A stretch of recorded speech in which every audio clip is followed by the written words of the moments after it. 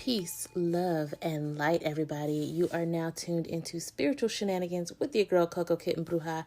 And I am happy to say we have our next guest for this season. But of course, before we get into all of that, I'm going to talk to y'all a little bit.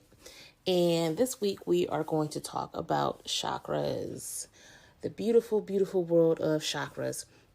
So for those of you who don't know what chakras are, in short, your chakras are pinpoints of focused energy, places within and around you that govern aspects of your personal power. Now, there are well over 7 chakras, but the main ones you'll see, all over the internet and for the most part are the root, the sacral, solar plexus, heart, throat, third eye, and crown. And they go from pretty much the bottom to the top of your body, along your spine, and they make up how your energy is filtered through your body. So your root chakra covers your stability, your foundation. A lot of the times when you hear people say, you need to get grounded, that's talking about root chakra energy there, understanding the now, right? Your sacral chakra represents your sexual energy, your relationships, and things like that. A lot of your trauma resides in your sacral, which is why it's so important to make sure that your sacral chakra is balanced. I mean, of course, you want all of your chakras balanced, but your sacral chakra, there's a lot of shadow work that comes with your sacral chakra because it houses a lot of childhood trauma, sexual trauma, different things like that. Your solar plexus would be like your inner power, right? Like when you hear people say, trust your gut, they're referring to your solar plexus, really tapping into your true essence there. And, your heart chakra is, pretty self-explanatory. It governs your heart. It governs love of all kinds, whether that's, romantic, platonic, unconditional, which is the highest form of love. And I also like to think that it houses where your boundaries lie. Boundaries being linked to your heart chakra, because as I always say, every decision you make is filtered through your self-love and your boundaries, which I feel like all of that resides within your heart space, your heart chakra. The throat chakra speaks to communication and self-expression, making sure that your voice is heard, making sure you're being seen, and making sure that, you're standing up for yourself and you're not allowing others to speak for you or push their projections on you, different things like that. While your third eye or your brow chakra talks about your intuition, finding clarity, psychic abilities, and different things like that. When people talk about, my third eye is awake, and all of those different type of things, you're talking about just how you are able to know without knowing, that kind of thing. And then lastly, your crown chakra is your connection to spirit, like your how tuned in you are to the great divine. And I'm giving super, super, super basic meanings for these chakras. You can always get deeper and go into the foods, the herbs, the colors, all those types of things when it comes to the chakras. But I just wanted to give you guys a extremely brief overview of exactly what chakras are and the main 7 that you see all the time. So when you see these it's all kind of different items regarding the chakras. There's all kind of like tapestries. I myself make chakra products for Reiki practitioners or those who just need to work on their individual chakras themselves. And you'll see the full color of the rainbow. We have the root, which is red. We have the sacral, that's orange. We have the solar plexus, that's yellow. Heart, that's green. Throat, that's like a light blue. And then we have the third eye, which is a darker blue, or sometimes it's purple. And then we have the crown, which is either purple or sometimes it's white. So you'll see the rainbow of colors, but it's more focused on chakras, right? And when these chakras are out of balance is when we really find ourselves in a place of lower vibrating energies. Like when your root chakra is not balanced, you can find yourself being, very self-centered, being out of touch with reality, not being grounded, right? Sacral chakra, you start dealing with addictions and different things like that. When your solar plexus is out of balance, you're giving your power away. And of course, when your heart chakra is out of balance, you are making poor decisions when it comes to love, self-deprecating behavior, not respecting boundaries. And then again, when your throat chakra is out of balance, now you're looking at not being able to express yourself and letting other people talk over you, letting other people project on you, different things like that. Of course, when your third eye is imbalanced, you can't really get any type of intuition going. You can't really connect with spirit in any kind of way. And then when your crown chakra is imbalanced, there's no connection to spirit whatsoever. Or you are misleading connection to spirit with ego, which, Lord, that's a whole nother bag right there. But there are ways you can actually balance any imbalances, whether that's dealing with color therapy, whether that's eating the foods associated with these chakras. There's all kind of ways, but the most common way, as far as on an energetic level, is to get them healed and aligned by a practitioner. And Reiki is the known practice to do that very thing. Now, I myself am not versed on Reiki, but y'all, I know somebody who is phenomenal at Reiki.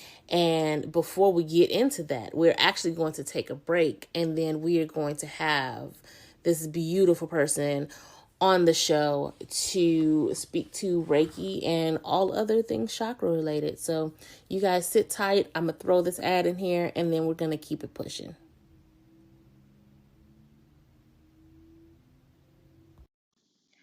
So if you're like me and you're just starting out on your podcast, or, you're looking for a different platform for your podcast, if you haven't heard about Anchor, it's the easiest way to make a podcast. And, just let me go over a couple of points for you. It's free. That's the main thing. There's creation tools that allow you to record and edit your podcast right from your phone or computer, because I keep my phone on me everywhere. So it's super convenient for me. Anchor will distribute your podcast for you, so you can be heard on Spotify, Apple Podcasts, Google Play, like pretty much everywhere. And you can make money from your podcast with no minimum listenership. It's everything that you need to make your podcast in one place. So download the free Anchor app or go to anchor.fm to get started. All right, guys, we are back. Now, you may have joined our room on Clubhouse on the 1st of this month, which I gotta say was my very first time hosting a room on Clubhouse, and it was quite the experience. I will definitely be doing that again. But we did this Clubhouse room on tips and tricks for newbies in the spiritual community, and it went amazing. But that experience, I definitely had to have my boo on for an episode, because she's dope, for one. She's an amazing healer, and her energy is awesome. I want you guys to give a warm welcome to the beautiful spirit behind Sacred Tribe Healing and Sage and Sativa Apothecary. It's the multiple businesses for me, Miss Ebony LaNae. Woo! Yay! Applause! Hey, boo. Hey, y'all. Thank you so much for having me. I am so excited to be here. So I appreciate you so much for having me on. I'm excited. Oh, girl, it's totally my pleasure. Now we just gonna jump right into it. We just gonna get right into the key. As we should. Let's tell the children a little bit about yourself and your journey. So, like Coco stated, I am the owner of Sacred Tribe Healing and Sage and Sativa Apothecary. I won't get too deep, but I will say that I specifically started Sacred Tribe because I wanted to have a space that centered Black women and our healing. I wanted to create a platform outside of Sage and Sativa where I was able to provide a service instead of a product. And so I wanted to also continue the conversation on self-love and self-care and healing and what that looks like for Black women. And so I also wanted to bring like awareness to the fact that healing looks different for us because we experience pain differently. And so that has been the driving force behind Sacred Tribe. I started my spiritual journey about 7 or 8 years ago, so about 2014. And so I have honestly been on a journey of just really figuring out who I am, and really, just on a journey of spiritual awakening. And so that's kind of a little bit of my spiel. Sacred Tribe, we haven't been in business not even a year yet. So I'm excited for what this journey has to offer and, where we're headed. And so that's kind of where I am with this right now. And honestly, I have to say, because guys, I met Ebony through a Facebook group, which is like the wave now. Right. But the way she conducts herself, the way that she's able to just move seamlessly and do things and be there for people and offer these dope ass products and services is just inspiring. And I love the fact that not only are we friends, but like we are spiritualists who can move in the same circles and be okay with it. Mm-hmm. You know what I'm saying? Right. And that's something that I cherish because that's something that's kind of hard to come by in the spiritual community. I'm digressing, so let's get back to, because that's a whole nother conversation. Right. Let's bring it back to you and the fact that you actually are a Reiki practitioner. I don't like to say Reiki master. We'll get into that later. Yeah. But you are a Reiki practitioner. And what made you get into that? So my first introduction to Reiki was probably about 2015. I had gone to a spiritual shop I think I was at Myrtle, in Myrtle Beach. And I had a friend of mine that had a Reiki session done that day. And she had such an amazing experience. And so we've kind of talked about it since that day. And so from then off and on, I would read briefly on chakra healing. And so that was sort of my first intro. From there, I started to research Reiki and its benefits and, decided years later that was the path that I wanted to take to be able to provide a service to my community. So after kind of diving into Reiki and energy healing, it kind of just clicked for me like this, this is something that really came very natural to me. And I was like, oh, well, like this is what I've always done. This is what the women in my family have always done. So that was kind of my introduction. And it was something that after studying and reading up on the history and, how everything works, I was like, it just came naturally to me. It felt natural to do. And so that was kind of since 2015, like up until now, and really diving into it, that was really the path that I knew that I kind of wanted to take. I love the fact that you mentioned that this was something that was kind of already ornate in you, Mhm. working with alignment and working with, healing and different things like that. Um, because it's Right. sometimes that's something that you can't really teach. When it's already there, it's more so you're just picking up on ways to enhance what's already there. Sometimes Exactly. you have to start from the ground up, but I feel like it's really dope when you have it already there. Absolutely. Yeah. Um Now, y'all, I am a consistent customer of these Reiki sessions that Ebony does. And let me tell you, even from a distance, Mama lays hands, right? Like, Yes.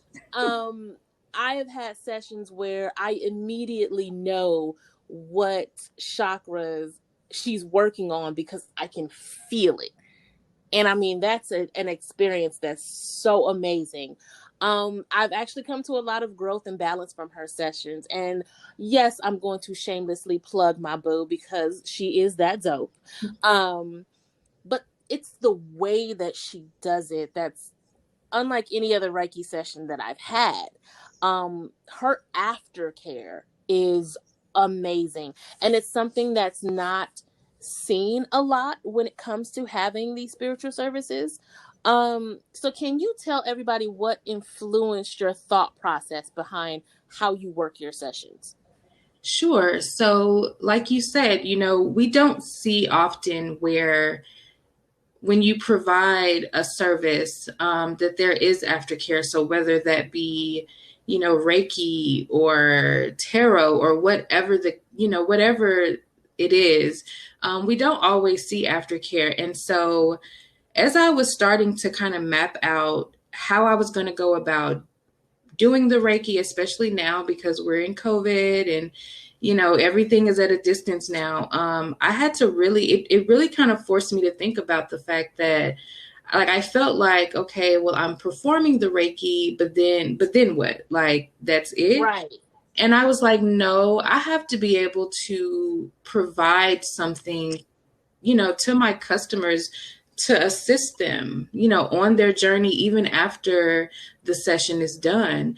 And so that really got me to thinking about, like, when you started your journey, what are some things that you did, that were very simple, to assist you with your balancing of your energy centers? And so I was like, okay, so from there, I created journal prompts. And for some people that may sound super cheesy, but for me, I love to write and to journal. It's a beautiful way for you to express yourself and to really communicate how you feel if you're unable to verbalize that. And so that I just really wanted to be able to provide something to where it fit. It didn't feel like you gave me your money, I did the session, and that was it. I tell all of my clients that our relationship starts from the very day that you book your session. And so I've had so much beautiful feedback from my clients, that have either completed those prompts or they are working through them, and that's not it. Like, you get those prompts and then you get further. I really put my heart and soul into the feedback and the aftercare that I provide, so you do get like a little mini reading from me. And I also incorporate my own gifts into what I have learned in the foundational education that I've learned about Reiki. So I kind of incorporate all of that. And so that was really the fact that we don't see aftercare offered. It's kind of like, here's the thing, I'll see you later. That's it. I really wanted to be able to build a relationship with my client, especially because 99% of my clients are Black women. And so I really wanted to offer, you guys something that I needed while I was on my journey, and I'm still on my journey. So that was really just me being a Black woman and thinking about what I needed and then providing the same thing that I needed at the time that I was kind of going through my journey. So yeah. I love that. I absolutely love that, because it's like having that aftercare, it keeps the education going. And I, for one, I'm not a huge writer when it comes to journaling and different things like that. Mm-hmm. However, those journal prompts, it pushes you to think outside of when we think about the idea of sovereignty, which, you know, is being discussed more and more this season. Absolutely. It's not just saying, oh, well, I gave her my power to align my chakras. It's taking it a step further and say, okay, my chakras have been aligned. What can I do to further align myself? Because at the end of the day, it's still your business, right? Mm-hmm. So I feel like the journal prompts pushes you to really tap into yourself more outside of the session that you had. Absolutely. Keep it going. So I love that idea. I love the thought process behind the aftercare you provide. Absolutely. And that was really kind of my thought process. Like I have to be able to provide you something that you can utilize where you can assist yourself. Because yes, I am the practitioner, but once that session is over, I've provided you everything that you need. And although I do give my clients the opportunity to reach out to me, for the most part, at the end of the day, you know, your healing is your responsibility. And so I always want to be able to hand you your healing back over to you, because, you know, just basically like handing over the baton, like I've done my part and we can walk hand in hand the rest of the way. But at the end of the day, it is your responsibility to take what I've given you and incorporate it and then say, okay, now I have all the tools that I need to further my journey. So yeah. Now, and forgive me, I'm actually going to back it up just a little bit, because I feel like there may be somebody that's saying, okay, well, this is cute, but girl, what exactly do you do? So if you want to take a quick second and actually break down what Reiki is, how the service is provided from your standpoint. Yeah, so Reiki is basically energy healing, essentially. And so before COVID, it is something that a lot of people would do one-on-one. And so every single day we interact with people at our jobs, at the grocery store, wherever.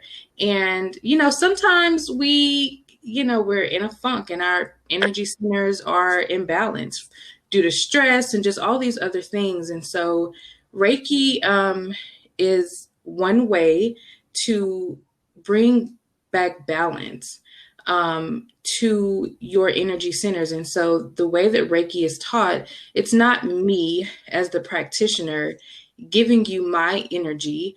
I am the conduit. So I, am pulling from source energy and providing you with the healing energy that you need. And our bodies already know what we need. And so basically Reiki energy goes to wherever your body needs that energy.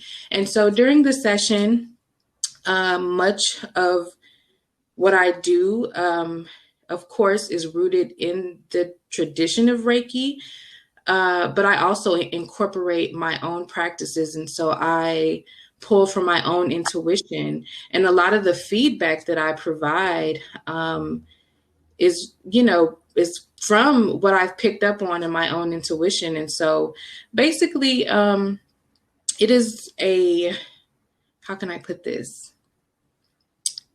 It is a form of energy healing that assists you with bringing balance to your energy centers. That's about the easiest way that I can put it. And I hope that I answered your question, but also, guys, please follow me on my on my Instagram and my Facebook at Sacred Tribe Healing. I have lots of information there about what Reiki is, how it works. If you have any questions, you can always reach out to me. I'm available to assist you and answer any questions that you have.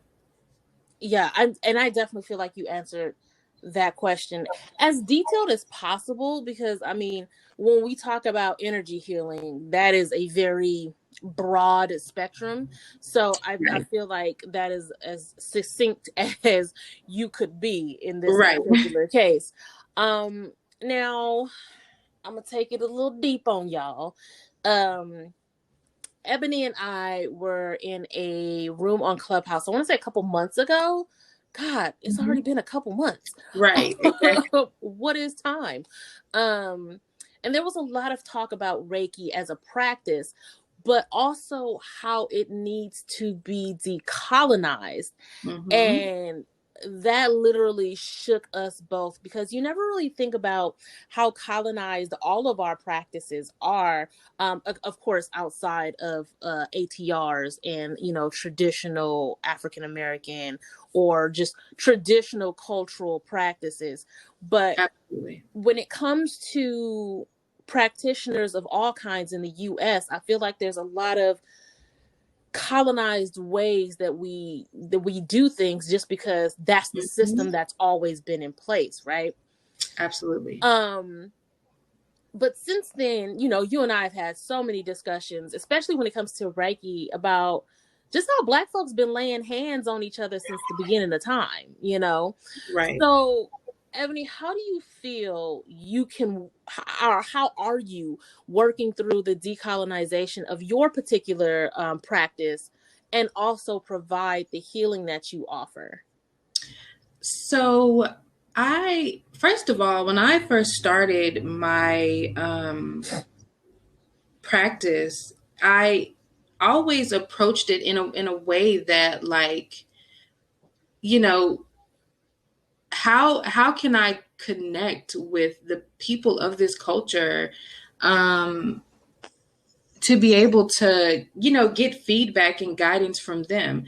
And so for me personally, I started following a woman on Instagram, and I want to provide her Instagram because I want you guys to go and follow her. Absolutely. So her Instagram is at Moon House, MOON House, NW. So N as in Nancy, W as in Walter. Okay. And she talks a lot about decolonizing Reiki and what we can do on our end as Reiki practitioners.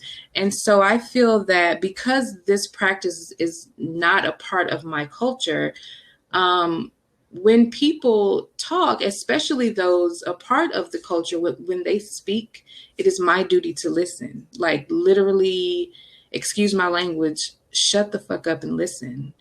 And so that is something that I've always, I absolutely adore everything that she's doing over there with her business. And so I think, number one, that is important. When people, a part of the culture, speak out and they're saying, hey, this is the work that we can do as energy healers, as practitioners, this is the work that we can do to decolonize this practice, you listen. And you come from a place of love and wanting to understand. And so for me, that's a big part of my practice. And so with that, I have been following her. I have been taking notes. I'm actually on a wait list to take some of her coursework and things like that. So for me, that's vital when you're kind of navigating this. And so also, I'm finding that, you know, and even through her, it's okay to incorporate some of my own practices into what I do. And so that's pretty much what I've done. She's provided a platform that we, you know, can go to. And she has all of this, just a wealth of information about how to navigate this specific practice in these white spaces. And so for me, that's the most important thing. You listen, you and then you do the work. So it's like, okay, you don't just, listen to what they're saying and, and that's it. It's like, okay, well, now what can I do within my own practice?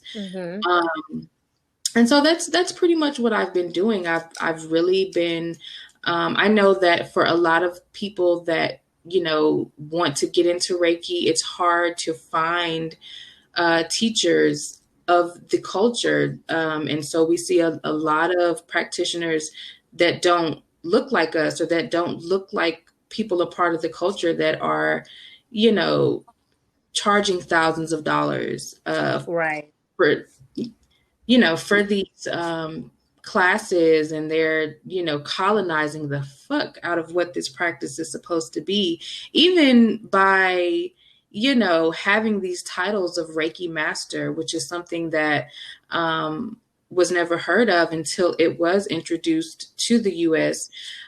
Even the idea of being able to go, take a weekend class, and when you're done, you're a Reiki Master, and that's not the case. It's a lifelong journey. And so most importantly, research. That's something that I have incorporated. And then if you can, try to seek out teachers and practitioners that are a part of the culture or that are doing the work to decolonize this work. Definitely. And learn from them directly. And I think that's a huge part of it. See, if you're doing something that is culture based, especially well, if it's a closed practice and it's culture based and you're not a part of that culture, you need to leave the fuck alone. And those who know what they're doing need to receive that message. I'm just gonna say it like that. Right. But if it is an open practice, but it's rich in a particular culture, you need to learn that practice from that culture. Yeah. Because learning that practice from anybody else is not going to give you what you need. Because no matter how we teach, even if we're teaching from the most, fundamental elements, if we are not a part of that culture, we're always going to put our own spin on it. So that automatically takes away the authenticity of whatever it is that you're trying to learn. Absolutely. So it just makes sense that you would want to learn from the actual culture that the practice originated from. Right. I am completely here for this. And I love the fact that there are now, like, we as a Black community are speaking up about how things are colonized and just the way that certain things need to be broken down, decolonized, and restructured. Because I feel like you should be able to, as a Black woman, or you as a Black man, whoever, that I am an energy healer. I don't have to have the title of a Reiki practitioner. I don't have to have the title of a culture that doesn't belong to me. However, what I do remains the same. Absolutely. And that's honestly what I love so much about, I don't want to butcher her name, but I'm just going to say Moonhouse because that's her Instagram name. But that's what I love so much about what she's doing, because she very much includes Black healers in her work. And she's like, hey, you have a right to this practice and energy healing in general just as much as I do. And so let's talk about how we as people of color can work together and like navigate this practice, like I said, in these white spaces. And so please, please, please follow her, especially if you are a Reiki practitioner, energy healer, whatever title you have. Please follow her and, and have an open mind and definitely, try not to go on there, because it's like if you're on there and you're offended, it's probably not the approach that you need to take.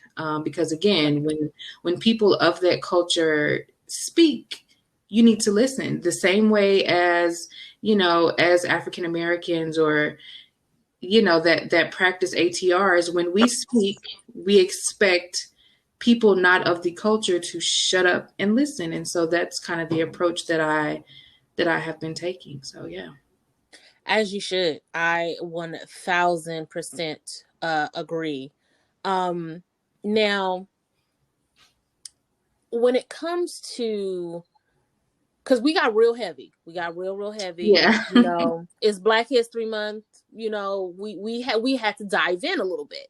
Right. But just to kind of bring it back to more of the chakra talk, just so those who are listening can understand, maybe a takeaway from this particular episode, not just when it comes to decolonizing our practices, which I feel like you and I might need to come back and just talk just about that, because baby, we should.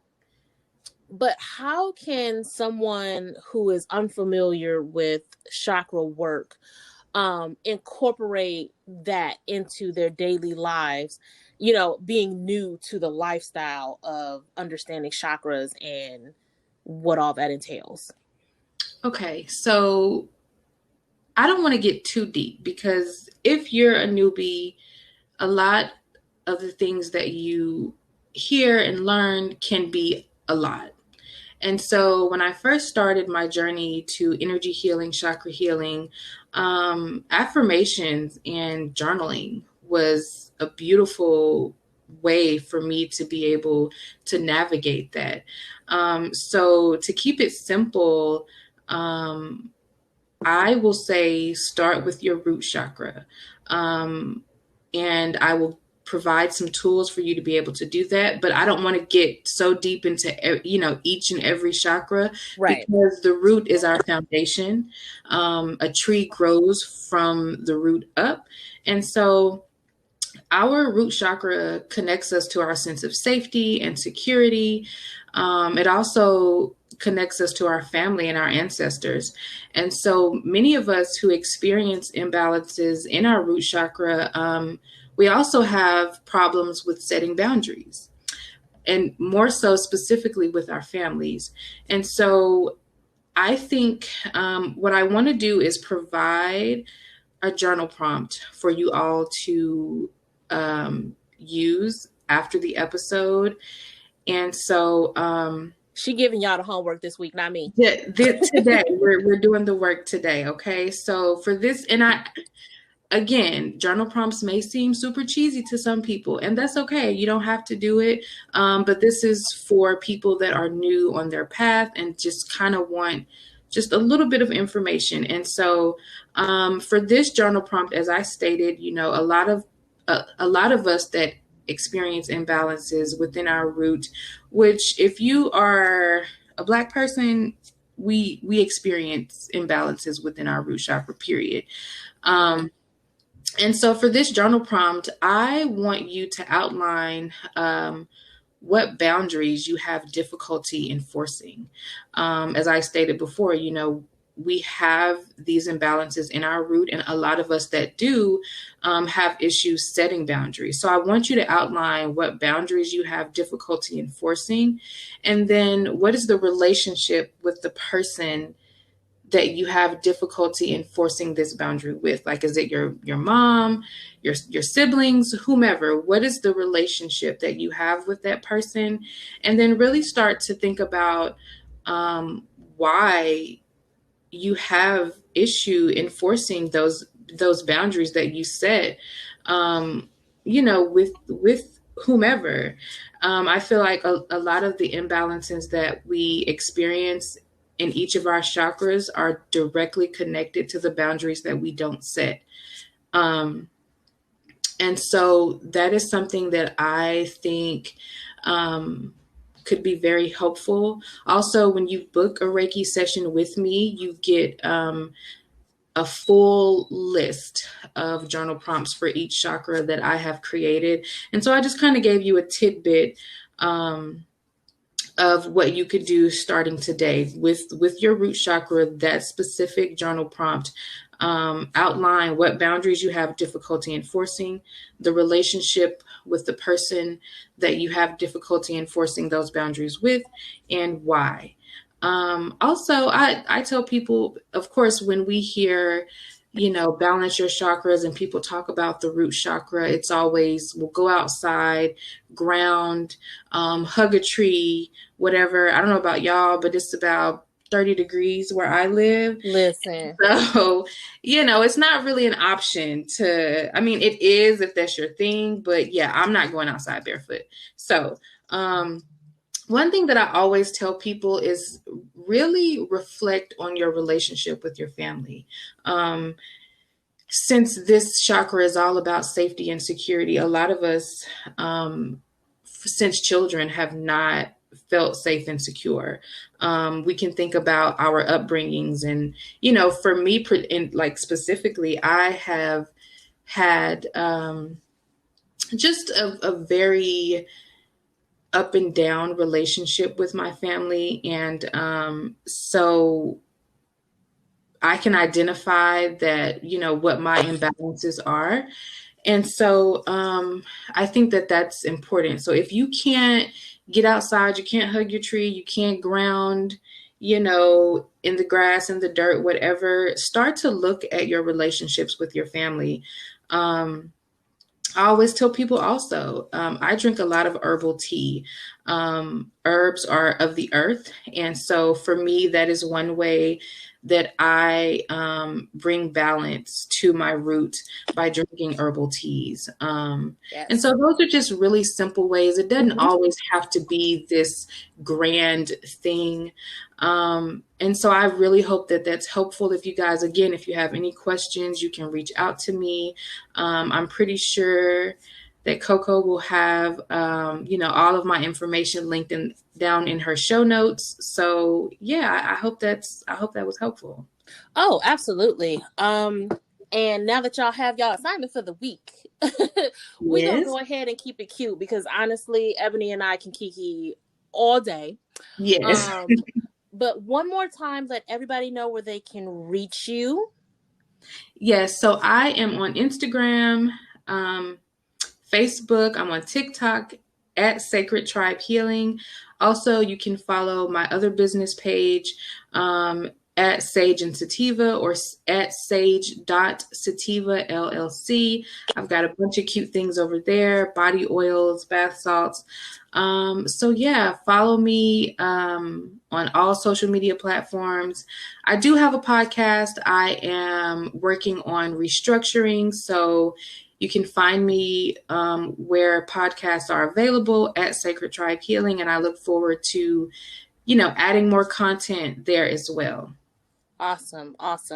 Guys, that is going to be it for this week. I hope you guys are as fed as I am with this dialogue. Be sure to book your readings over at cocokittenbruja.com. I am solely doing video and email readings now. And you can follow me across all social media at Coco Kitten Bruja. I'm gonna need y'all to get y'all chakras aligned this week. Keep it cute. And I will holla at y'all next week. Peace.